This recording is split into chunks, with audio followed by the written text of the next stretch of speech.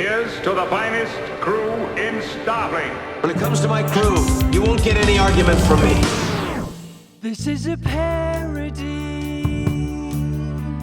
Paramount owns the song. Welcome to The Greatest Generation. It's a Star Trek podcast by a couple of guys who are just a little bit embarrassed about having a Star Trek podcast. I'm Ben Harrison. I'm Adam Pranica. Ben, when this episode drops, it's going to be just a few days until New Year's. And I'm wondering, Shoot. Are you someone who tends to make New Year's plans? Are you a New Year's guy? Like, there's definitely like New Year's guy. There's people who live for this. Yeah.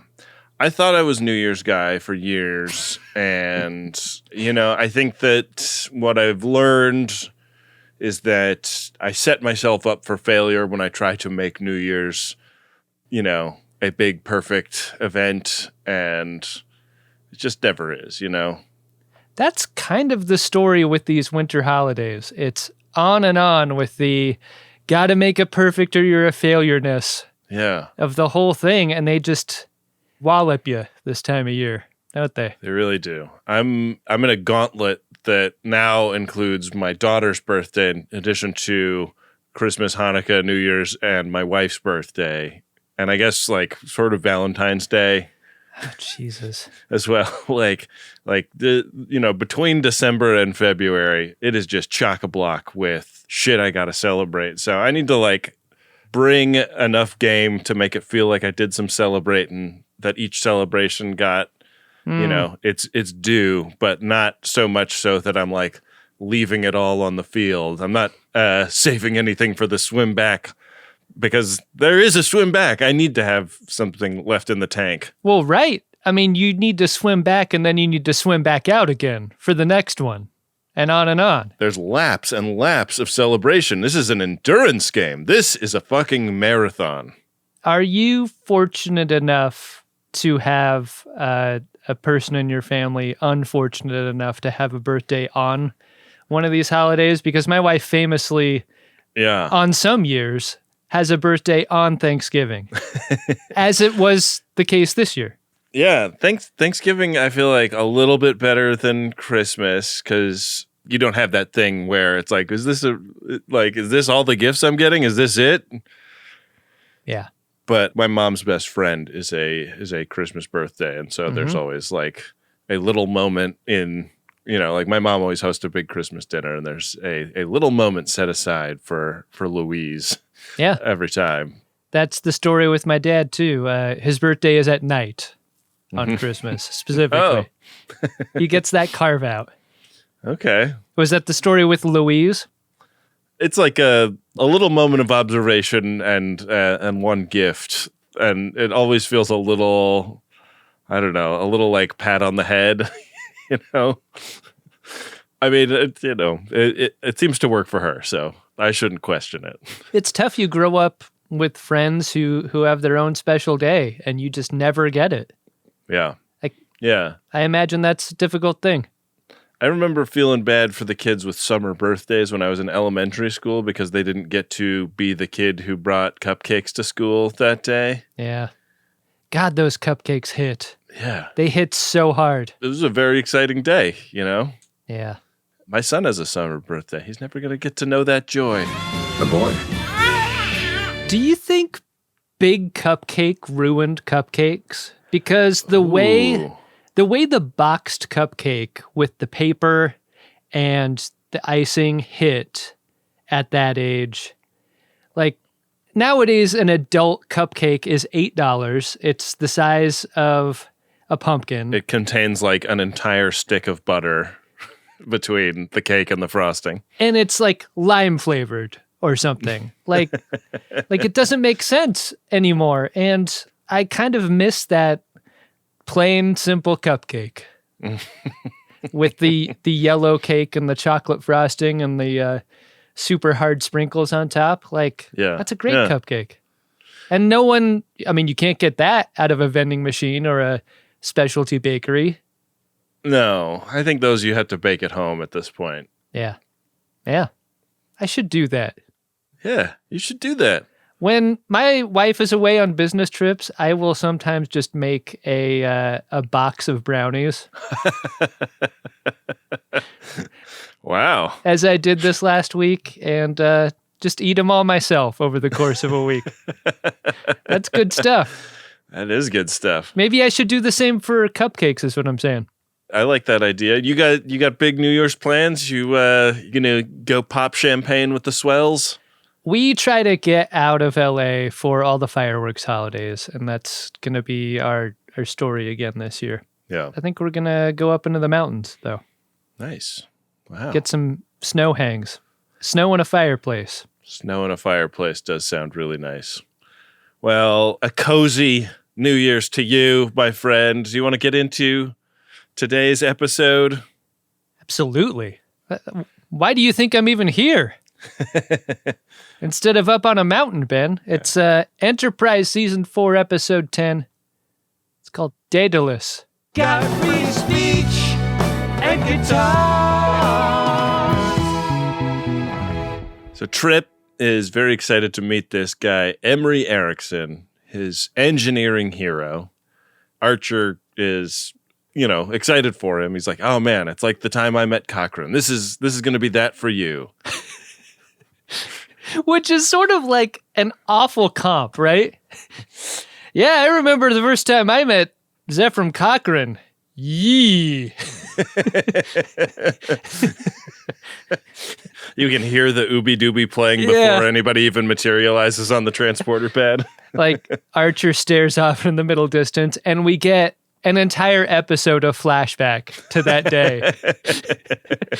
And like the final moments before the credits of this episode, he's like, well, I hope it goes all right for you too, Trip. Roll credits. On the pad materializes Bill Cobbs, a beloved that guy. I love him in Hudsucker Proxy. Mm-hmm. Mm-hmm. He plays Dr. Emory Erickson, obviously, and then his daughter, Danica Erickson, also there. Emory Erickson uses a wheelchair to get around, and I feel like I really thought about this with Deep Space Nine, how hard it would be to get around it in a mobility device, and I feel like Enterprise has a lot of similar challenges, but I never thought about it until this episode, and they never address it in the way that they did in Deep Space Nine. There are a couple of moments where Trip is like, hey, you want to come have a beer and a nosh with your guy Trip Tucker? And Emory's like, no, I think I'll stay right here. No one ever mentions the probable reason he's staying there is because he can't leave. Giant pain in the ass for him to get over there. It also brings to mind something that, again, goes uncommented on, is that Emory's choice of mobility device is a late 90s wheelchair. Yeah. And I wanted to know more about that because there have to be advances between the late 90s and the time that Star Trek Enterprise exists, right? Because I feel like this has happened, right? The beeping chair is maybe the greatest example of this, where a science fiction series has endeavored to depict the wheelchair of the future or medical device of the future and fallen flat on their face. Wouldn't it be fucking great if Emory Erickson shows up with a version of beeping chair that's like beeping chair 0.0? It's sort of like the black Darth Vader-y side pieces, like the wheel fairings. Yeah, sure. There's maybe a couple of light bulbs there. I mean, but those are for decoration. No one would ever use those for communications. Right, yeah. Emory just thinks those are cool. Yeah. I mean, if he's not feeling it, he might give you a couple of beeps. But Sure, yeah. But those beeps don't, translate into words or anything. It's like, honk, honk, like that kind of thing. Yeah. It's like a bike bell. Yeah. He is really buddy-buddy with Captain Archer. They know each other well, and Danica, his daughter, also very friendly with Archer, but I thought maybe a little chilly with Trip. She gives Trip a look that I was like, ooh, what's that about? Well, I mean, the comparison is kissing Archer on the mouth and kind of zupping Trip. There's a vast chasm between those two greetings, I think. If you're gonna bust out words like chasm, you should have done it when we were talking about the forge. Anyways, Ben, did you not think it was weird that they kissed each other on the mouth? well, they're like brother and sister, Adam. He grew up chasing her around the yard with a plastic ray gun. That makes it worse, Ben. You know, maybe it's like that in their family. Okay. All right. I need to remind you, and I need to remind everyone listening, of the Danica Pranica rule, which I established at a very young age. I could never marry a woman named Danica. Sure. For obvious reasons. Yeah. I avoided them completely throughout my life. The risk that she would be willing to take your last name. I know. Just couldn't take that risk, man. Because you know she'd want to. Mm-hmm. I sort of failed on that rule, becoming an embarrassing dad. I'm kind of become embarrassing Harrison. Oh, shit. There it is. It's right there. That's fun. That's fun to say. That's like a Garbage Pail Kids card. Yeah, bring those back. Uh-huh. Base one on me. Embarrassing Harrison sounds real. Sounds like something Tripp would say, honestly. Yeah.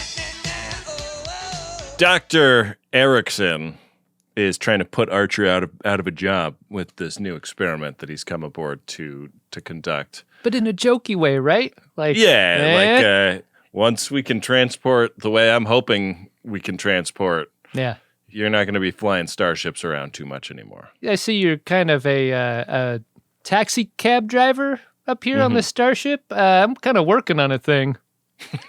Kind of an app-based thing. Yeah, he's trying to develop the Waymo of Starfleet. When this test is over, Enterprise and all of Starfleet could be obsolete. Sounds like you're trying to put me out of a job.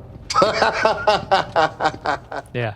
Ben, do you think, as prestige black actors, do you think Bill Cobbs and Bill Cosby ever hung out and like had to, say what their names were when they checked into a restaurant or something? And there was like some sort of comedic wordplay having to do with Bill Cosby and Bill Cobbs? It also makes me wonder if there were ever like discussions in a casting context where they were like, I don't know if we can get him, but we need somebody that's kind of Bill Cobbsy. and somebody misunderstood what was meant by that. Bill Cobbs like checks into his Star Wagon and there's like kind of a lot of Benadryl around. Like, do you think they confused the writers? What the hell am I going to do with all this pudding?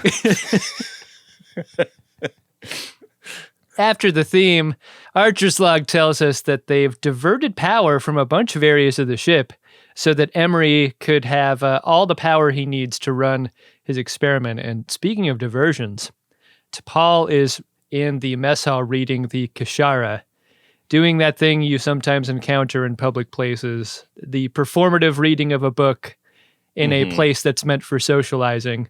Tripp notices this right away and is like, what y'all doing? What y'all reading there? There was a kid in one of my classes in college who would always have a copy of How to Make Friends and Influence People. I mean, I saw an adult version of that guy in my college bar one day. Yeah. Like, what are you doing? Put your Kashara away, man. We're here to hang out. I think the reason Tripp doesn't kind of go in on the book reading is that T'Pol's mom just died, and this is presenting as a kind of grief response to that. She assures him she's fine, better than fine, good even. Right. If they ask if you're grieving your mother, you say you're doing great. If they ask if you're doing great, tell them you're having the best day of your life. Just leave them nowhere to go. She doesn't want to talk about this, and she really doesn't want him to link what she's going through in any way to his own grief about his sister. Like, not interested, Tripp. Like, take that shit somewhere else. And yeah, it's very dark in the mess hall when they're having this conversation. We've been told in the captain's log that there's been power reductions all over the ship, which includes just like ambient lighting, apparently. T'Pol, you don't want to know what I read after my sister died. It was my backlog of issues of Big Naturals. Monthly. You know what? I just find it comforting that there's more nipples in that magazine than there are in my arms. You're never gonna let that go, are you? So he fucks off, satisfied with the answers she gives him. Yeah. This is a weird cut. Like, she's in the mess hall, a place for eating, not eating. We cut over to the captain's mess, where eating is taking place. It's Archer, T'Pol, Trip, and the Ericksons at this table. Too many people at this little table, I think. Yeah. This is like Thanksgiving at my house, you know. We just don't have the room for all the people we're crowding around this table. How many people did you have this year? You know, not too many, but with the kids, it just feels like a million. Do you have a little card table for the kids? I should do that. Once the girl can like reliably sit in a spot for a minute. I'm looking forward to kids' table. Those old card tables never die. No. You know exactly what I'm talking about, right? Yeah. The little vinyl-covered, green-legged card table. Amazing. Costco must have sold just a jillion of those back in the day. Yeah. No, they're not gonna sue. They got no case. 'Cause parody indemnifies. Emory is talking about this teleportation tech that he believes himself to be on the verge of inventing. It will transport across light years, and we're talking like Earth to Vulcan. And he and Archer's dad, Henry, were pals and like debated what would be the revolutionary technology that would become the new way people get around. And he still believes that warp tech is going to take a backseat to transporter tech eventually. One thing that I'm sure you clocked in this scene that once I noticed I couldn't take my eyes off of is that Emory Erickson is rocking the shirt, sweater, and like light jacket combination that is throwing strong turtle vibes at him because he's wearing these things up, which means his head and neck is down in this thing. In a very old man fashion that I think is familiar to folks with old people in their lives. A very master of disguise coded outfit. Yeah. T'Pol throws a little shade at him, saying that the Vulcans have looked into this kind of long-range transporter technology, haven't been able to make it work. So many people talk about how 9/11 affected Master of Disguise, the movie. Not anyone talks about how it affected Star Trek Enterprise Season 4, Episode 10, Daedalus. But here we are. We're ready to draw that line. Yeah. We're Never forget. You know, this is a bumper. This should have been the bumper sticker, right? Look at what they took away from us. Daedalus. Are you proposing a bumper sticker that says never forget next to a picture of either Dana Carvey dressed as Turtle from Master of Disguise and or Emory Erickson from Star Trek Enterprise Season 4, Episode 10, Daedalus? I think there's one on either side of the bumper sticker. Yeah, okay. Oh, like sort of twins in some ways? Yeah. Bookending it. Yeah. The Vulcans have not been able to do what Erickson proposes. Like, T'Pol's like, I'll be really fucking impressed if you outthink the Vulcans on this one. And he's like, yeah, I mean, I know that they've been working on it and I would have loved to see their research, but never got my hands on it. And maybe that's actually a good thing because I was able to, you know, think my own original thoughts about how to solve the problems. And he starts reminiscing about when the transporter first became available and there were like protests and people were really worried about safety and the metaphysics. Like, are we all just clones of the original versions of ourselves once we've gone through a transporter? Couldn't you have used a flashback for all this? God, I would have loved that. Bunch of picketers. My body, my molecules. Oh, God, here we go. I had to fight all of that nonsense. I feel like there was like a semi-viral internet video about how the transporter must in fact be killing you every time Yeah. it works. And I would have loved somebody to give voice to that. Like, yeah, I mean, like we do have a tank full of like human slurry on the ship from all of the all of the bodies that we have transported before. So I mean, every time we beam something, the filter gets sort of an angel share of the person being transported, and eventually that bucket, I'm just going to call it a bucket. It's what we call it in the transporter community, but it's really like more sophisticated than that. Once that fills up, then we have to empty it in kind of a shower drain or blow it out into space. I mean, I've done it a few times. I mean, we haven't transported that much on this ship, but getting some of the chunks down the shower drain can be challenging. Sometimes an old Vanagon that runs on biofuel will pull up, and we'll give it to them. Usually get behind one of those and it smells like taco shells or French fries, and then sometimes you get behind one and you're like, what is that unknowable odor? Is that Drakkar Noir? Danica's like rolling her eyes at all this. She's heard all of this before. Seems a little annoyed at the yarn that her dad likes to spin at dinners like this. They raise a toast to a successful experiment, and we cut to a little while later as the ship enters the Barrens, a part of space where no stars are present, and it's all blackness.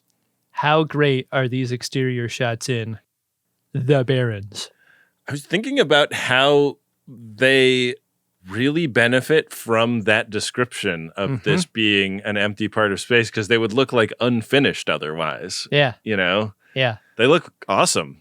There's an episode of Star Trek that shoots a moment like this from the inside, right? And it's scary because you look out the window and you don't see stars. You don't get many of those shots in this episode. You just get the exteriors, but the feeling is very much the same. It just doesn't feel right. Yeah, I feel like Voyager went through a place like this that was spooky. That's what I'm thinking of. Yeah. Emory and Trip talk about drinking and the way you celebrate an amazing invention while they tool away on the transporter, getting it ready for this big experiment. And the big challenge here is that the amount of power they're going to need to do it, much more than they originally anticipated. During their conversation, we learned that the first transport of a person that Emory himself took was 90 seconds.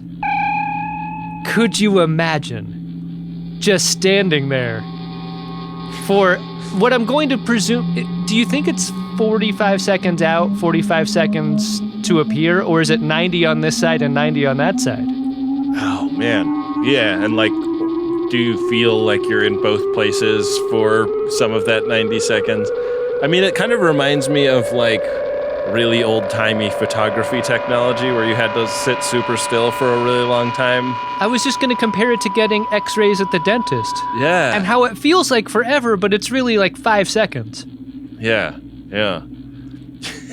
You like look at your phone and your hand and phone don't materialize properly on the other side. Like, no, you cannot get bored. You have to just hold it. 90 seconds. Good Lord. I'm sure he's fine. Mm-hmm. Nothing weird about that. There's also nothing weird about the power converter that he's brought. The Trip is like, oh, let me plug that in for you. Let me help you out with that. And he's like, no, I can do that. The Trip's like, well, can I at least look at it? And he's like, nope, I'm gonna install it myself. You don't need to do anything. And he really has to kind of pull rank on Trip. Like, I got special dispensation from Starfleet to be entirely in charge of the transporter for this experiment. You're not going to touch my shit. This feels like two people arguing over the check and who's going to pay it at the end of a meal. Yeah. That almost always gets kind of bad feeling the more back and forth there is. Which is why I kind of have an internal rule where, like, if the bounce back goes back and forth once, like, it's done. I'm not going to keep bouncing. Like, yeah. Like, I'm going to take it and you're going to let me, or I'm going to let you, but we're not going to back and forth this the way Trip and Emory do. Oh, really? You're not going to do what my dad does, which is like get out a slide rule and figure out, okay, so you got a glass of wine, but I did get a lemonade. So, and then like try to get it down to like the penny who owes what. Yeah, that would never happen to me. I mean, you know what the best move is? The best move is getting up and going to the bathroom at some point during the meal and dropping your card and taking care of it. That's the best. That's infuriating. Yeah. That's what it is. I know you hate that. Fucking ninja. So Archer and Danica are having a little conversation, and he's like, "What are you doing still on Earth? Like, you're fucking great. You should be in Starfleet. You should be captaining one of these ships, beaming around the way your dad intended these transporters to get used." With the way you kiss, you could really be going places, Danica. They got green people out here that love that shit. That's basically a form of currency for some species. Her dad has not gotten over the death of her brother Quinn, and it has been so debilitating to him that she's basically put her whole life on hold to look after him and help him out. And Archer feels like that's a real shame, a real waste. Legally, it's just a fart joke. You will never take the greatest gin alive. Ben would rather die. What? I think Leslie Silva's performance of Danica is really great in a lot of places. I think what I wanted from her character more was the darkness of being a sibling that could not possibly be as good as the dead one. You know, like there's a little bit of that in this conversation where she's like, yeah, you know, Quinn died and I had to take care of dad. And that's just what you do when something like this happens. But it is so clear that Emory loves Quinn more than her that like I kind of wanted a little more pain. Yeah. She seems way too adjusted for what's happening, you know? She does. Yeah. Like, but this isn't about her pain. It's about Emory's pain. And maybe that just makes it too muddy and complex for a viewer. Is that part of the deception though? Like I was thinking like, cause she's talking in this moment about like, oh, maybe when this test is successful, it'll break him out of his funk. Does she believe that this is going to work, what they're actually up to? It's a great point, and I think it just adds up to an episode that is maybe a little bit better if there's more of Danica in it. Yeah. Yeah, like if she was a little bit more of the main character of it, I think. Like all this B story with T'Pol, scrap it. Scrap it to give me a little more of the dark Danica stuff. Because like the next scene is where she goes to inject something into his warped and disgusting back, and the like horror of that moment is so like peaked. I want to know way more about what Danica's life is like. I mean, that she does not recoil in horror suggests that she has seen this atrocity a number of times. Yeah. Maybe even scrubbed it with a sponge. Yeah. Her main bad feelings in this scene are not about what she's injecting in his back, which is utterly blown out. It is this charade that they're perpetuating and the cold feet that she's experiencing about it. She wants to be straight up with Archer. After all, like, if they can't be truthful with Archer, who can they be truthful about? But Emory is not down with that. We can't trust anyone, not even Johnny. Do you think Johnny's a cooler name for Captain Archer? Like, should it have been Johnny the whole time? Johnny Archer. It's really cool, right? It's cool, but it doesn't read, like Bakula, it doesn't read as a Johnny, you know? But here's another angle. You already have a Trip, which is a cool name. Yeah. I don't think you could have Trip and Johnny, right? Trip and Johnny are exploring the cosmos together. That's a different show. Solving mysteries? Going from planet to planet? You know what? I'm coming back around on the whole Johnny and Trip thing. I think that's going to work. All right. Maybe in season 5, we can like lean into that a little bit more. Oh, you don't have one of those? Bakula comes back to do New Trek, and it's the adventures of Johnny and Trip. It's not going to be a political thriller set at Federation HQ. No, it's just two old guys going planet to planet, solving mysteries and occasionally fucking. In the weapons bay, Reed is in there working with one of his buddies, and they have a power outage and like kind of immediately interpret this as an intruder, which I was like, why did they think that? This is real Ben on the bed shit right here. Like when Ben gets woken up at night, he goes karate stance. When the power goes out, Reed is ready to shoot. He's got a long gun ready to go. I thought it was interesting too how quickly they were on the side of intruder. They start poking around, and T'Pol radios down that there may be a spatial distortion, and this crewman, this other guy that was in there with Reed, gets Talking about Burrows? Burrows. Yeah. Gets it from some swirly distortion energy, and when they flip his birdie over, he's all scrambled. In death, the ensigns do get a name. His name was Ensign Burrows.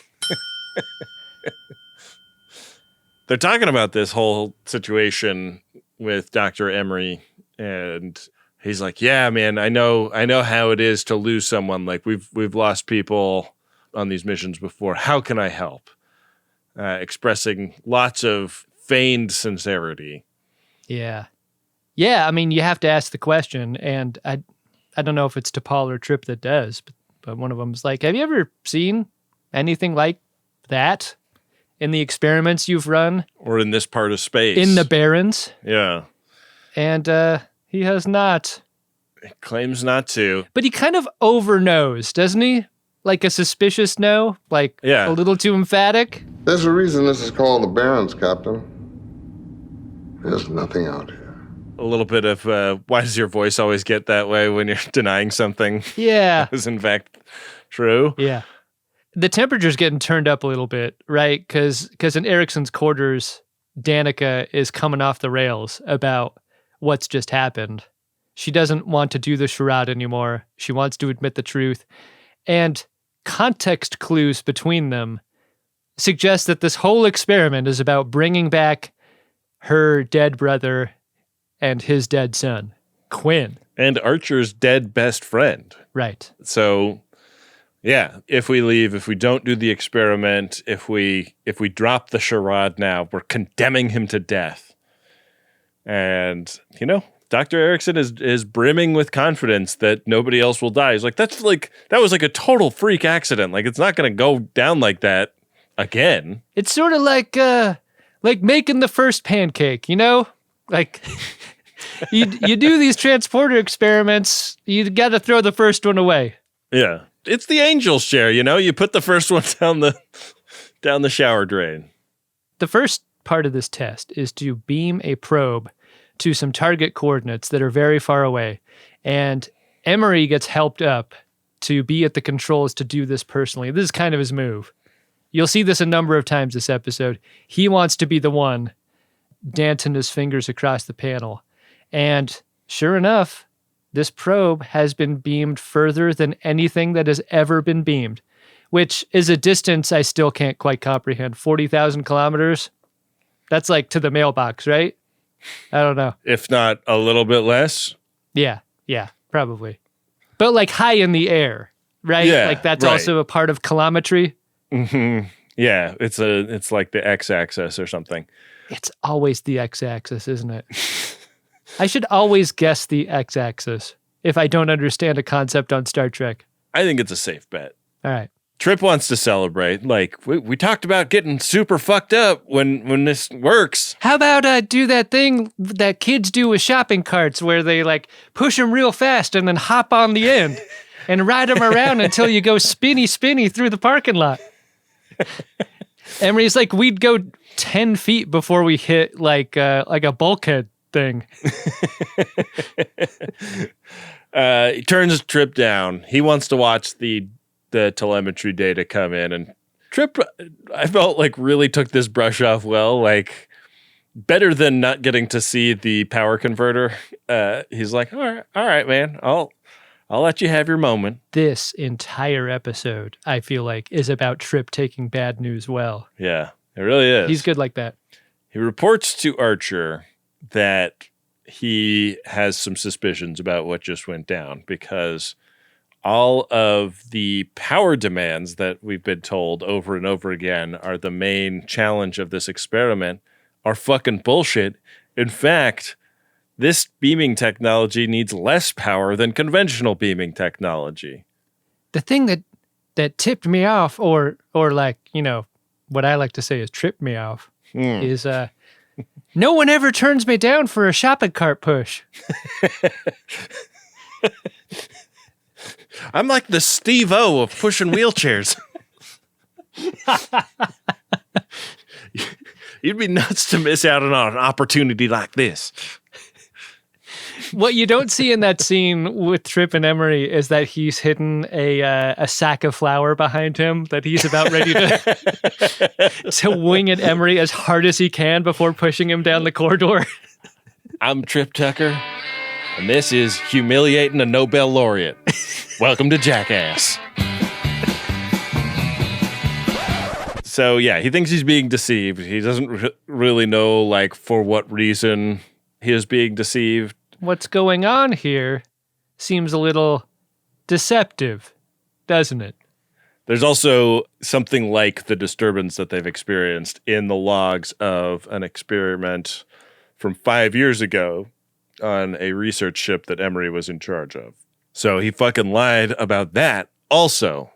Yeah, this is the part, I mean, a lot of things have felt weird up until this moment, but I feel like this is the tipping point where you need this much evidence to convince a best friend that something ain't right with the other friend, you know? Yeah, yeah. I won't cease or desist, 'cause we really think it's fair use. Very conveniently, there's another such disturbance right now, and they go to check it out. And I don't know why they bring phasers on this. Like, I don't know what leads them to believe they can shoot a spatial anomaly, but that's... Wouldn't you rather have one than not, though? I guess so. I just feel like... Give me two. Like the TNG version of this story, they would be doing tricorders initially. Yeah. Like, this is their second time. T'Pol is the only one that gets a scan of this thing, and her hand gets mangled for her trouble. Yeah, she gets old lady hand. In sickbay, Dr. Phlox tells her she's lucky she's not dead. Or that it didn't hit another part of you like your back. Could you imagine if it hit you in the back? Oh, awful. Could you imagine if it hit anyone in the back? That would be the worst. I mean, you could never wear a scalloped dress again. She's doing that really annoying thing that I'm sure medical professionals hate, where she's in the exam room getting treatment and she just can't stop looking at her phone. And Phlox is like, will you cut that out? Turns out she got footage of the disturbance and they put it up on the big screen, and the disturbance looks like a dude. Yeah. Can you slow it down? They run the Decker protocol on it a couple of times. Enhance. And it turns out it's Quinn in there. His name's today. It's Quinn. Excellent. Unmistakable, too. You don't forget those eyes. And those lips that Archer kissed hello every time they were together.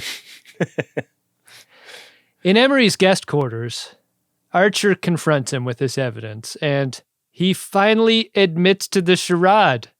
And he tells the story of how Quinn wanted to go through the sub-quantum transporter first, like his old man, even though I think the darkest part of this story is Emory knew it wouldn't work and still let him do it. That's bad dad stuff. Because he was so desperate to have another win after having invented the transporter in the first place. This, to me, is where Emory became irredeemable, and nothing that could ever happen from now until the end of the episode would change my mind about it. This is awful. So consumed was he by his crazed ambition that he allowed his son to slip into being some kind of subspace ghost, and then had to con Starfleet into giving him the entrepreneur for this trip because they would never authorize the mission as a rescue, only as a test of a revolutionary new transporter technology. And Archer's like, man, I'm so hurt that you just didn't tell me, right off the bat. we're boys, right? Like, you're basically my dad. You're my other dad that isn't dead. Emery's like, you think you're hurt? And he like pulls up the back of his shirt. Archer's like, oh God, oh. He like site to site transports him into space to put him out of his misery right then and there. Mr. Reed, fire. And then like Reed misses many times. Sorry, Captain. Let me load up another torpedo. As long as it's not on screen, I do not want to see that back again. He's now begging for help, Dr. Emory is. And Archer's like, all right, well, I mean, we've already gone to the trouble of coming out here and reconfiguring everything. Once again, begging works. So he goes and tells Trip and T'Pol, like, okay, you guys are on help Dr. Emory do this save his son mission now. And they're like, what the fuck? He's such an asshole and he lied to us the whole time. Like, we don't want to do that. We don't want to help him. I love that Burrows' name was dropped here. Burrows would be alive if we knew about this whole thing before shoving off for this mission. Archer seems to care about Burrows a lot less than anyone else. I mean, I guess he's like a little cheesed off with Dr. Erickson about it, but I'm very much on Trip and to a lesser extent to Paul's side, who I believe agrees with Trip here. But like for Archer to argue that the means were shitty and bad and lethal for Burrows, but they are already out here. Yeah. And we have a chance to make it right with the ends as being the reason to stay.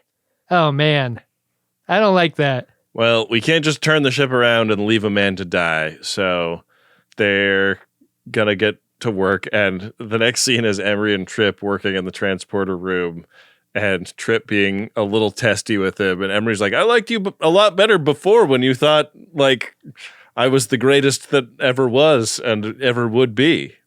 What happened between us? This fucking passive-aggressive bullshit. It's incredible. It's a real don't meet your heroes kind of coming to Jesus for Trip, because like you see it all the time in modern society. And I think women in creative fields especially are victimized like this, right? Like you try so hard to do good work with somebody that you admire, and then you learn that they're a fucking sex pest or something. Right. Yeah. Or their back looks like a bunch of meatloaf piled up on a buffet plate. We need to, and I mean this metaphorically, we just need to do a better job as a society of checking out people's backs, right? Yeah, we need to do background checks. Yeah. Yeah. God, that was nice. I also really did not like that Emory pulled the son card out. Like, you'd understand all this if you had a dead son. And Trip's like, I got a dead sister.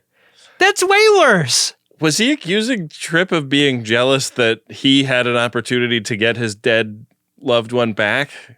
Are we really playing that whole what's the best poker hand? Is it dead sister or dead son in this scene? What are we doing here? At this point, Ben, I want to ask you. Yeah. Do you want this experiment to work to justify all of this? Because I think the episode does want you to want it work, but I could never get on that level.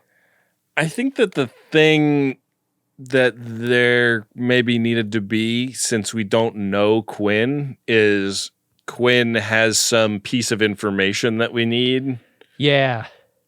Yeah, there has to be more to getting him back than just grief. Right. Oh, or like, yeah, if Archer had ever mentioned him one fucking time, or like it is retconned that this character existed and that he was Archer's childhood best friend and that this family is super important in Archer's life. But yeah, like that's all told to us and not really shown to us in any way that matters.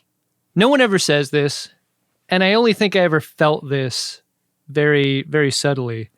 But the way Quinn died was also very stupid. Mm-hmm. And I think that's a part of the emotional math you're doing when you're trying to figure out what the episode wants you to ride for and what you're rooting against. Like, I think that's a part of this too. Like, he shouldn't have done that, and it was bad and dumb. Well, yeah. I mean, I feel like there's also like a way out of this in the next scene because Danica's talking about like, I wonder what it's been like for him these last 15 years. Because it seems like he may be alive in some way. Yeah. Is he aware? Like, what's he going through? If that had been fleshed out a little bit more, like if it was like Quinn is in like purgatory, essentially, he is like trapped conscious in like the torture of nothingness, that I feel like there might have been urgency to the process. It's interesting that they talk about that after the fact, like after the experiment fails later, about that being a motivation for this, like limbo being worse than the finality of life or death. They should have said that before. Yeah. If we change the words, then it's fair use all day long. Trip and T'Pol talk as they finish their work on the prep for the attempt. They're alone in engineering. And he's like, well, anyways, like, once all this is over with these assholes, I'm going to put on another movie night, and I can't decide on which movie. You coming? And she's like, no, I'm prioritizing Kashara over all other things now. Not interested in humans that much anymore. Definitely not interested in your dick. I may have found new priorities. What's that supposed to mean? I really got PTSD from this as someone who was dumped for a religion. Oh. Seeing Trip get dumped in this way, not fun. Yeah. I did love the moment at the beginning of the scene where Trip's like, his inner monologue goes something like, I'm just doing engineering. Oh, here comes T'Pol, and she's going to hand me, oh my God, what's wrong with her hand? I can't let her know, it's so horrifying. Yeah. I mean, you know, if deformations on extremities are going to be something that preclude us ever having sex, let who is without sin cast the first arm nipple. I no longer find her attractive. If only there was a way to break off the relationship that didn't make it seem as though it was because of my feelings for her physically. And then like she goes through this thing with the religion, and after it's over, he's like, oh, what a relief. Best possible outcome. Trip Tucker and become George Costanza in terms of 3D relationship chess he's trying to play. Yeah. So they're getting ready for the experiment, and they're in the shuttle bay, and my antenna perked up when Archer repositioned Emory's wheelchair right over the shuttle bay doors. like Mr. Burns talking to someone in front of his desk. There's a light bulb out on level P2! Oh, good Lord. I was like, oh man, Archer might be really mad at this guy. The anomaly appears. Emory calls out to it like his long-lost son. But this thing does not want to talk. Instead, it wants to ram itself into a wall panel that then explodes. Yeah, Archer has to like throw himself across Emory's body, knocking him to the floor as this explosion goes off. And then like a moment later, we're with Archer and Trip is talking about how close this came to being way more destructive because the manifestation nearly hit a stack of torpedoes. I'm not sure how, like, would that actually blow big, or would that be like, would that have been safer in the context of Star Trek Enterprise? It almost hit a stack of grapplers. Which, it's like if you go to a magic shop and you knock over a pallet full of peanuts, like... all those springs come undone. Just a real mess getting them untangled and packed back away. When this thing hits the wall and it explodes, I thought Quinn had some hard feelings about being a ghost for 15 years, and I thought he turned evil. Did you think this? Quinn is pissed. Yes. Wow. I didn't go there. So I thought immediately Quinn would become the enemy, that they need to, like, Emory is going to need to try to kill him or something. Yeah. Archer is pissed at Trip for being insubordinate and for suggesting they do anything but devote all of their resources to saving Quinn. He should have mutinied here. He'd have every right to, I think. Yeah. Archer goes to see Emory, who is very optimistic that they can get a good transporter lock on this thing in 3 hours when it is scheduled to reappear. Like he's somehow figured out when the manifestations happen. All you got to do is put all of your torpedoes into kind of a floaty and then tie it to the back of the ship like you're floating a river. Okay? That way you're going to be completely safe from Quinn if he bumps into walls. So the next scene is 3 hours later, and we're waiting for the manifestation, and T'Pol picks it up on B deck, section 8, but Adam trip beamed something up from B7. He beamed something from B8, though. Oh, shit. Got that wrong. So they need more power. There's like, this is one of those, something is there on the pad, but it hasn't materialized yet. And then there start to be little like red sparkles in there. And that feels like that's got to be bad, Yeah. when the sparkles go from blue to red. Yep. Phlox is scanning and calling out vital signs, which are getting worse and worse. And Emory is trying like every technobabble thing, like tie in the other EPS conduit, like reverse the polarity, all of the things. Annular confinement. Trip's like, what? No. This is like one of those scenes where it's like you got to stop doing the CPR eventually. Like you're doing CPR to a corpse. With the way they described it, I thought it would just be strawberry oatmeal hitting the pad. Yeah. But we get a full body. A full non-scrambled body. Like we've seen 3 examples of bodies that have had like cellular cohesion undone. And yet when Quinn materializes, he is a normal looking man who then collapses on the transporter pad. I guess the reason you want this is so the great Bill Cobbs doesn't do the like hand drawn over the eyelids to a couple of grapes in a bowl of chocolate pudding, like because he has a moment here that's meant to be like emotional and good, and it would have been chocolate pudding if they'd gotten Bill Cosby at Right. it, not if they got somebody that is Bill Cobbsy. I scrape the pudding into my lap, and then I do the hand thing through the grapes.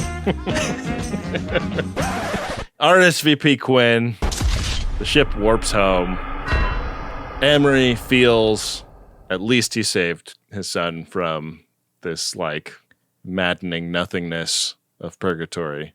At least they have a body to bury, Yeah. I think is a big part of this. You can get closure with a body, Yeah. You can get a lot of things with a body, Ben. Starfleet's pretty pissed off about this whole situation, and he's like talking about maybe my punishment will be teaching at a university or something. I fucking laughed out loud when I heard this. Hey, Emory, you're going to jail. You're going to fucking genius prison, and you're probably going to get a cell next to AI soon. All right? Yeah. Get ready to write a lot of equations out longhand on sheets of notebook paper. The fucking hubris of thinking you're just going to go teach community college now. At least Danica will have opportunities in life and won't have to take care of him anymore. That is the happiest part of this ending, I think, is that she's finally free. Yeah.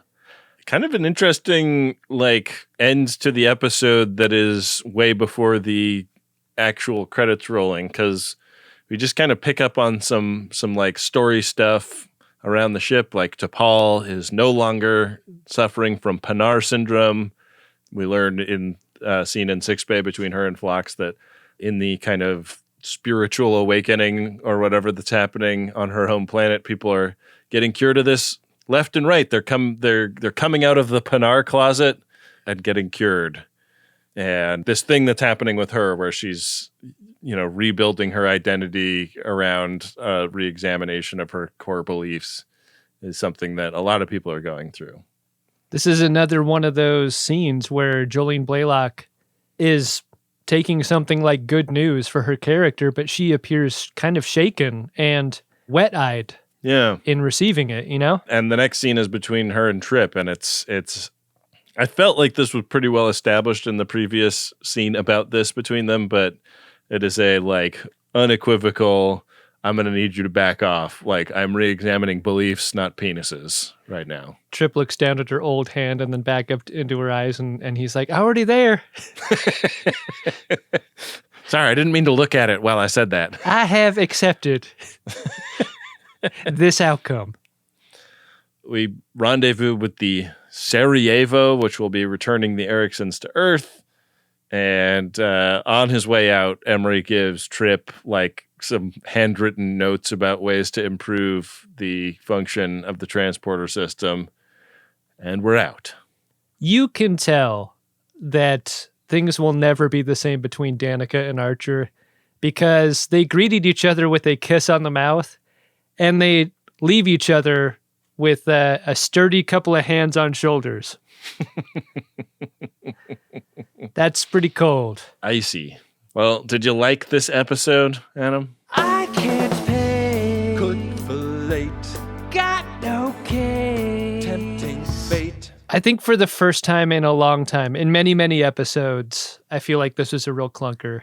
This one didn't work for me on a lot of levels. I want to start off with the stuff that did. I thought the direction of this episode was unique and good. Yeah. It was shot like a horror movie in a bunch of parts because it was dark in many places. First, like the Barrens is a dark place with not a lot of light on the exterior, but also on the inside it was very dark aboard the ship. But the compositions of a lot of familiar places were different too. I found corridors were shot differently. Archer's quarters was different. Really liked all the new spins on a lot of the shots of the locations that we've come to know over 4 seasons. But like, it is a failure on the part of the episode to get a viewer to not care about Emory at all, which I didn't. Like, I tried to get on this episode's level with that. This is a great guest actor playing a new face on the episode, and I just couldn't get on the level of being on his side. And the tacked on to Paul stuff too, I thought should maybe be on another episode to bulk up the Emory parts, to like give those a chance of hitting a little harder than they did. So yeah, I think this one just kind of missed for me. Yeah, I think I feel really similar. Really fun to see Bill Cobbs. And I think he definitely ate with this part. And yet I think it maybe they're like relying on him being like kind of famous in a way that it would have worked better if this character had been established in earlier episodes as somebody who was great and we didn't have any like weird misgivings about. And then this is a surprising end where we realize like, oh man, like he is more complicated than we thought. Yeah. Yeah. I mean, in a writer's room's defense, these kind of nuances are really hard to create. Even when you have the advantage of a Bill Cobbs. Like, I don't know. I still think they had the chance to make this better. And for whatever reason, it just couldn't get there for me. Well, do you want to see if there's anything that can get you there in the Priority 1 inbox? Almost always happens, man. Priority 1 message from Starfleet coming in on secured channel. Need a supplemental income. Supplemental income? Supplemental. Supplemental. Yeah, it's extra. The interest alone could be enough to buy this ship. This is a promotional message, and it goes like this. Priority 1 message from Starfleet Command. Just kidding. It's from Don'tResistTheTravel.com, your #1 travel agency in the Alpha Quadrant. Tired of leaving your shore leave to chance? Ready to boldly go to new destinations? The experienced agents handle every detail so you can focus on the really important stuff like perfecting your Riker maneuver into a beach chair. Don't let your vacation become a Kobayashi Maru. Set course for adventure and actually book it right this time. So that's Don'tResistTheTravel.com because resistance is futile when you actually want your shuttle to make it to your conference. Man, written like a true blue FOD. I love the copy on this. I do too. And I think that for a lot of people, you think travel agents are for old folks booking cruises or whatever. But the last few trips I've taken with my wife, we have actually worked with a travel agent on things like booking tour guides and stuff. And I really found the experience positive and good and worth it, especially when you're going to a place that you have no ideas about or have never been to before and don't know anyone who has. Like, it's nice to get to a place and like do a tour on the first day to kind of like get the geography in your head and then go do your independent stuff later. What I'm trying to say is like a travel agent can book the whole thing for you or like do little parts of it. And I think it's nice to have that expertise. And how much fun would it be to do that in the context of doing bits with an FOD? Absolutely. Yeah. Yeah. Keep it in the FOD family. Don't resist the travel.com. Ben, we got a personal priority one message here from Phil and Gina, and it's to you and me. Here's how that message goes. We're way behind, but we wanted to thank you both for the great entertainment as we made our way through both TNG and DS9 during the years since the pandemic. You're way in the future on some newfangled Trek while we're jumping off the terrible Voyager. Jeez. Wow. And avoiding the guilt of supporting Paramount. Kapla! Boy, Phil and Gina, you kind of lost me toward the end there. Had me in the first half, Phil and Gina. I mean, we appreciate the support, but don't dog on Voyager. That's good quality Trek right there. It's some of our best work is reviewing Voyager, I feel. Phil and Gina are entitled to their opinion. I just so happen to disagree. But sure. Here's the thing about our show. Even if you hate the source material, you're gonna love us. We're just so fucking charming. Yeah. All right. Last personal message. This one's from Ryan from Sacktown. And it is also to Ben and Adam. And it goes like this. I'm guessing that this is going to come out far enough from the episode so this title may be a faint memory. However, I did want to thank you two for a very skeptical look I got from my wife about why something titled Ass Riding Centipede was playing on my car audio. Not sure the explanation made it better. Harry Kim drop? Something about it reminds me of being in the womb. Get up, Harry. Who are you? Harry Kim. Parents must be very proud. Who are you? They come as a pair. Who are you? Harry Kim. Who else is she supposed to get chummy with? Harry Kim. And your mom? Very proud. Who are you? Harry Kim. I lasted 22 minutes. And your mom? Very proud. Harry Kim. Who are you? Harry Kim. Hey, I blame Wendy. Yeah. Lots of times I feel like as we're talking through an episode, we can kind of hear a title happen in conversation, but we don't really know that title is decided upon until we QA the ep, and that decision's often made by Wendy. Yes. It's always a delight for us to see what got the nod. Yeah. And apologize for the side eye you caught from wifey Ryan from Sacktown. Ryan from Sacktown quickly becoming one of the most frequent P1ers. Yeah. I don't apologize, Ryan. You get what you get when you listen to our show, and that includes a really fun show title. Well, I apologize because that is one of the things you get when you listen to our show. Well, thanks to everyone for throwing in on a priority one message, whether or not you have a promotional thing to promote. That's how people describe that, right? Or a personal message for a friend, a coworker, a partner who just doesn't get our show titles. MaximumFun.org/Jumbotron is where you go to support the show with messages like these, and we really appreciate it. Hey, Adam. What? Did you find yourself a drunk Shimoda? Incredible. Drunk Shimoda. It pains me to say that it's Emory, Yeah. but it has to be Emory Erickson. He is pulling isolinear chips out of all of Starfleet over, Yeah. guilt over past hubris. Just an ugly situation all the way around. Yeah. I mean, and crucially, like a very Shimoda-like aspect of this is that he has like taken control of some ship systems that leave people in a very dangerous place when you're in the Barrens. He's getting people killed. You think you get a fucking professorship at some university out of that? Yeah. Yeah, I mean, They'll let Harvard professors do all kinds of things, but probably not this. I guess that's true. Face of the fart. Ben, we got to find out what we're doing next week on the show. We For do. that, you're going to tell us what kind of episode it will be. I'm going to tell you about the next episode. It's season 4, episode 11, Observer Effect. Non-corporeal aliens study the Enterprise crew as they respond to a fatal viral infection brought on board from an away mission. Oh, that's interesting. Yeah, that'll happen. Sure. Happens to everybody. I wonder if T'Pol's hand will be better by then. We didn't really get closure on the hand, did we? I don't feel like we ever saw it again after what happened. They never shot it. Like, it was always obscured by a pad she was holding or, like, some piece of gear. Yeah. Yeah. They were doing that Austin Powers That was thing an where they Austin were... Powers gag. Yeah. Yeah, you know. Well, our runabout is currently on square 58, right next to that More and Hammered, but it could go anywhere, so Yeah. We both know that. hold on to your butts. You're required to learn as you play. Roll.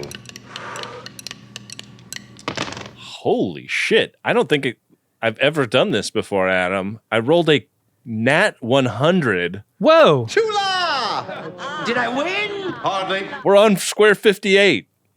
I don't think either of us have done that before. Same square. Yeah, same square. Regular episode next week. Looking forward to it. That's like the 00 in roulette. You did it. Yeah. 100. Natural 100 for Ben. Does that mean I could just like pick a square? What does that mean in Dungeons and Dragons terms? Do you ever roll a 100-sided die in that? You don't roll a hundo, but it's a critical hit, so usually that means like you can't, if there's a saving throw, there's no saving it. Kind of a deal. It's been a minute since our party has been able to get together. Too many conflicting schedules. There's inertia to these things, man. Don't let it go. I know, I don't want to. Well, looking forward to next week. Me too. Gotta thank Wendy Pretty, our producer and editor. Happy New Year, Wendy. Rob Adler, our social media director. Happy New Year, Rob. And the editor-in-chief of the Greatest Newsletter, which you can sign up for at greatesttrek.com. Got to thank our peacetime consigliere, Bill Tilley, the card daddy. Happy birthday and New Year, Bill. Got to thank Adam Ragusia, our music director over here. Made the original parody song of Diane Warren's Enterprise theme. Happy New Year, Goose. Got to thank Dark Materia for the original Picard song. And most of all, got to thank the Friends of DeSoto who support this whole situation over at MaximumFun.org/join. Another year in the books, thanks to the FODs. Indeed. Y'all made it happen. With that, we will be back at you next week, next year. Another great episode. Star Trek Enterprise, an episode of the Greatest Generation Enterprise where, I hope somebody's observing us, making sure, we don't die of whatever this situation is. I don't want any observers for what I'm doing. You can have them. All right. They can come here. Make it so.